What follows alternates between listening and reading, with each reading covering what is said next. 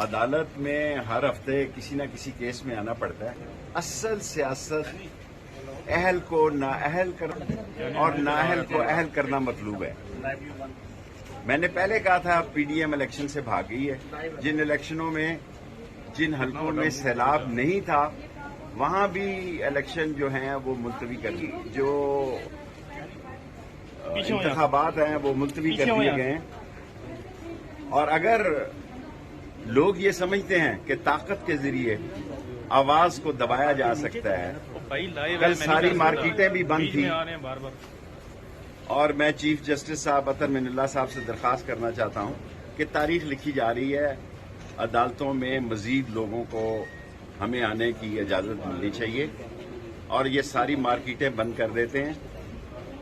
اور اگر کوئی یہ سمجھ رہا ہے کہ عمران خان کے بغیر انتخابات ہو سکتے ہیں تو انہیں 77 کی تاریخ نہیں بھولنی چاہیے. کوئی آدمی پولنگ اسٹیشنوں کی طرف نہیں جائے گا.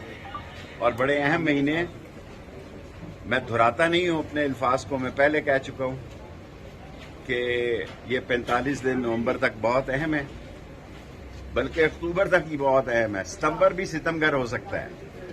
اور جو لوڈ شیڈنگ اتنی بڑھ گئی ہے اس کے باوجود لوگ بل نہیں دے سک رہے، اور اگر یہ پوری بجلی آ گئی تو قیامت آ جائے گی. سو یہ نااہل ہیں، نالائق ہیں، نکمے ہیں، نکٹو ہیں، بے بس ہیں. کوئی ان کے پاس اختیار نہیں، صرف سیلاب کھیل رہے ہیں. صرف وزیر اعظم شہباز شریف صاحب جو ہے وہ ہر روز کسی بچے کے منہ پہ تھپکی دے کے کبھی دائیں ہاتھ کی تھپکی دیتا ہے، کبھی بائیں ہاتھ کی تھپکی دیتا ہے.